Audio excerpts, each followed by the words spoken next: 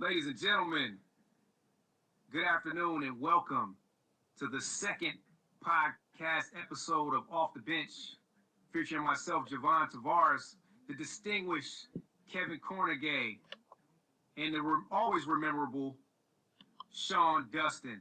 How's it going on out there, fellas? It's beautiful. Hey, man, it's going pretty good. Other than the fact that I lost my favorite beanie, messing around with my youngest son, man, trying to get him into the van. I put the beanie on top of the van. He's screaming and crying. I just trying to get his seatbelt on, close the door. I jump in the car. I drive down. My beanie flies off the top of the van. So other than that, I'm doing pretty good. We need to know what sports franchise was this beanie associated to. The San Francisco 49ers, baby. The 49ers, man.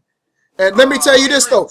It's the softest, warmest beanie that I've ever had on top of my head, y'all. It's soft. It's warm. Also, one size fits all. I'm very saddened about that, but that's okay. I've heard a lot of soft things about the San Francisco. Hey. Listen, Kev, take solace in the fact that right now, that beanie was found by a nice, loving couple that was walking their black lab.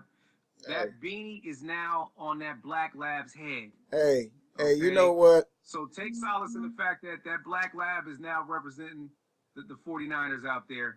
So, fellas, let's jump right into it. It's been quite a week for the NBA. The playoffs are now in full swing. We've had some series that have swung back and forth as far as the momentum. Quickly, let's just go through each series. I want to get your take on what's happening and what your predictions are going to be for these series. So we'll start out with the Celtics and the Bulls. Celtics Bulls, I'll start it off. Obviously, Rondo being out for the remainder of the series.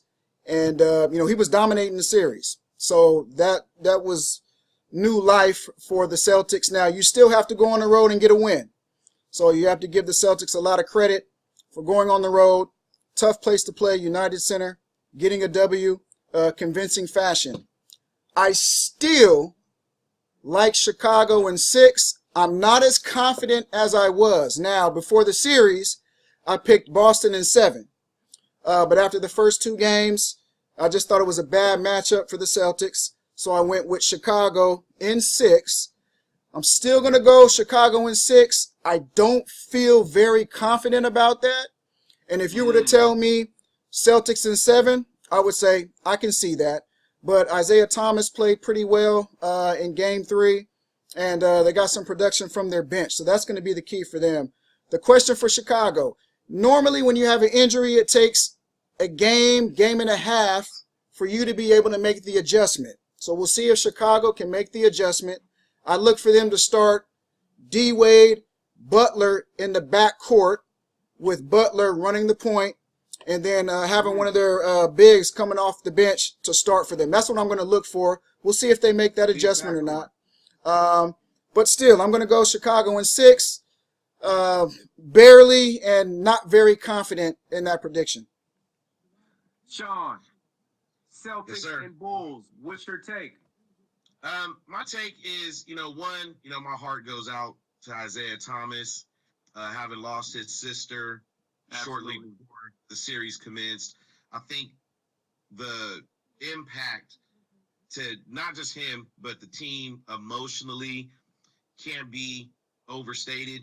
They came out, they didn't have the same presence, they were a little lackluster, and consequently, they dug themselves a 0-2 hole.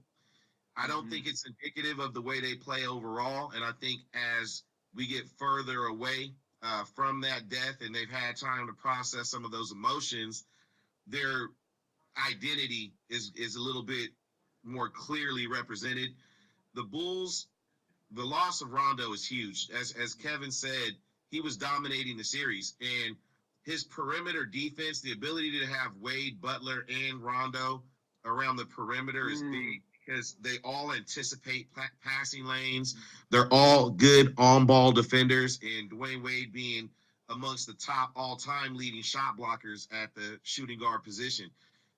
Without that anchor on the perimeter, I really think that they're going to struggle containing Isaiah Thomas, and he's going to be able to get other people opportunities. I have the Celtics in 7, and I really believe now that the momentum has swung, I can't have Jimmy Butler with the ball in his hands all the time. He does really good coming off the ball, getting it in an isolation position, and being able to really make strong moves, but I don't like him over-dribbling.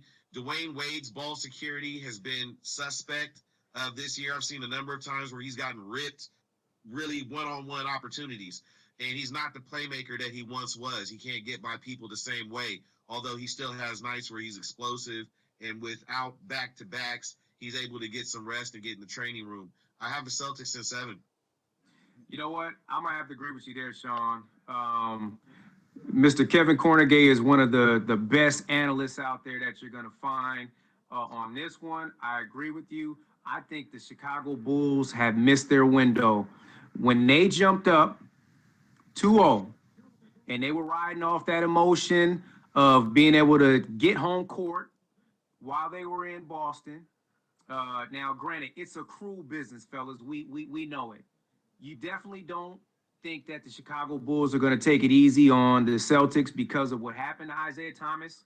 But I will say this. Isaiah Thomas wasn't himself, even though he produced in those 2 games. But clearly the team had been affected emotionally by what their brother was going through. I think this victory that they got in Chicago, I think that puts them back on track.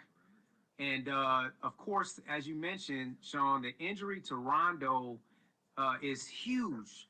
Rondo, huge, absolutely huge. That playoff experience between Rondo, Wade, and with Jimmy Butler being a top 15, top 20 player, I think jumped on the Celtics at the right time. But I think they have the Celtics' full attention, and I think that they've missed their opportunity and their window. So we'll stay tuned. We'll stay focused on this series, but I agree with you. I think Celtics end up winning in 7.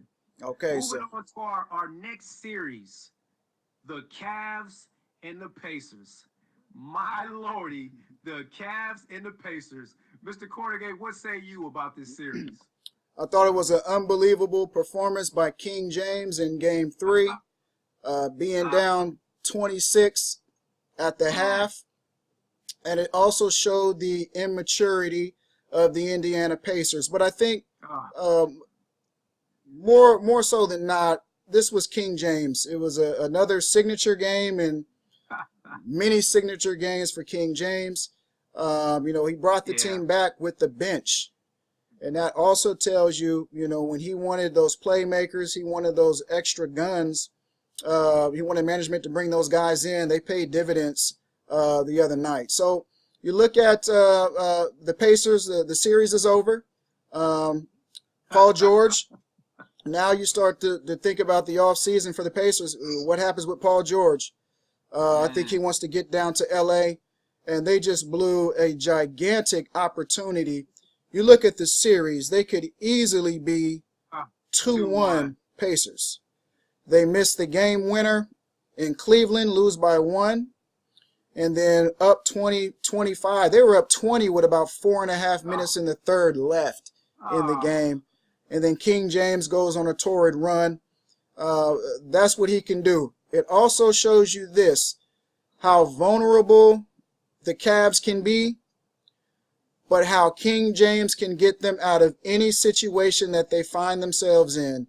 And this is why we say the Cavs will get back to the finals, and they have a puncher's chance, more than a puncher's chance, to beat Golden State or to beat San Antonio, whoever comes out of the West, because you have the ultimate time bomb in King James, LeBron James. And so just an incredible performance. Still, I do worry about defensively. If they can defend they're going to have to defend for at least 36 to 42 minutes once they get to the finals. They're going to have to lock in defensively. They're not going to be able to go down 25 against the Spurs and be able to get a win. So I still want to see them improve defensively, but offensively, they're so explosive. They've got the best player on the planet, and he showed again why he's the best. And Cleveland's going to roll right back to the finals. Sean. Yes, sir. Cavs Pacers. What's your take? Here's what I think. After being up 2-0 in the series, the first game being close, the second game not being quite as close, they were able to create a little bit of space. LeBron obviously has a historic performance on a couple of levels. Hold on, someone's calling me in there. And so, obviously, LeBron had a historic performance. You're talking about 41 points, 13 rebounds, 12 assists, something of that nature. Matching the biggest playoff comeback of all time. And on a couple of side notes, he passes Kobe for third all time in playoff scoring in 18 fewer games. Wow. He also passes Kobe for fourth all time on the 3-point list. Just a historic performance on a lot of levels.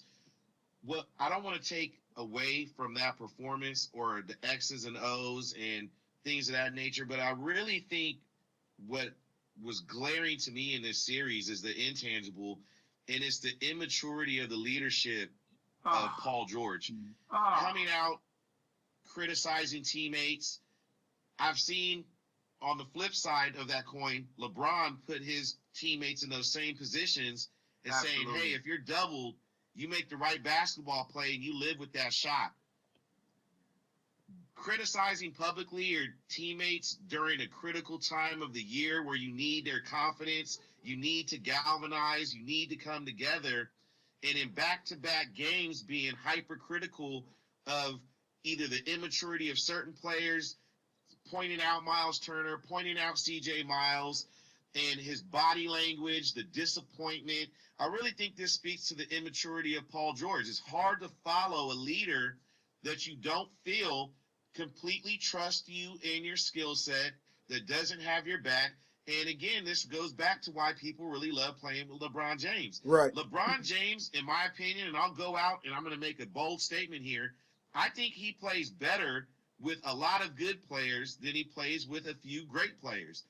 When the lineups that really used to be prolific in Miami generally were when Bosh and Wade were on the bench. You had Udonis Haslem at the 5, you had Ray Allen at the 2, you had Battier at the 4, and you had Norris Cole or Chalmers playing, and he'd break down defenses and hit shots. You saw Kyrie and Love sitting in the fourth quarter, and he's out there with Kyle Korver, he's out there with J.R. Smith, he's out there with Channing Frye, and when he has shooters and good basketball IQs and good players, Richard Jefferson, players like that, their offense is prolific, and they were knocking down shot after shot after shot.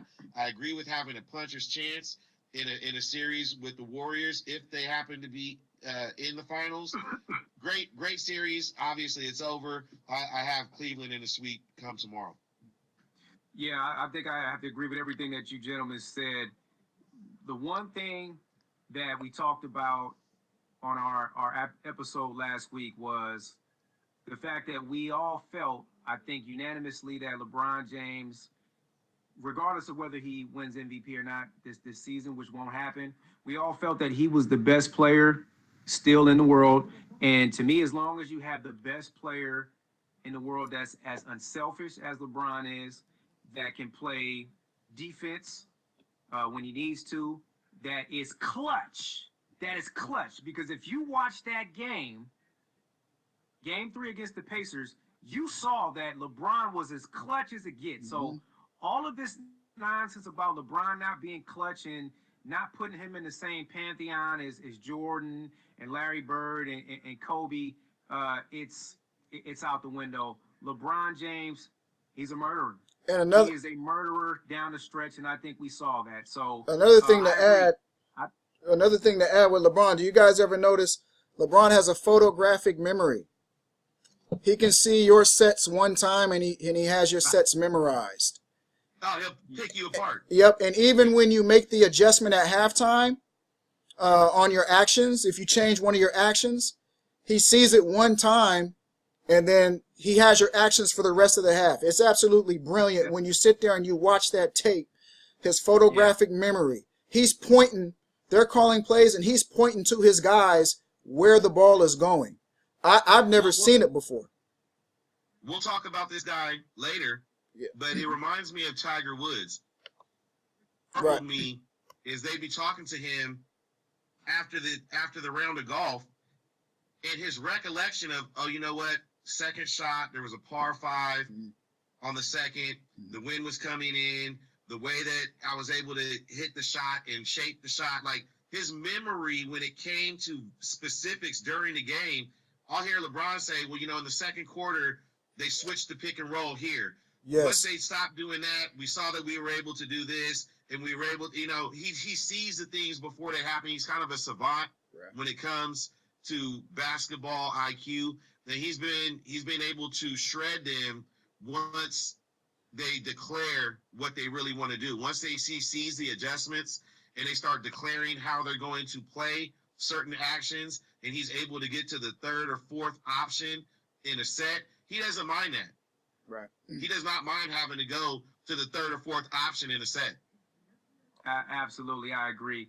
Gentlemen, with all due respect to the Raptors and Bucks and the Wizards and the Hawks, we're going to skip on over to the Western Conference.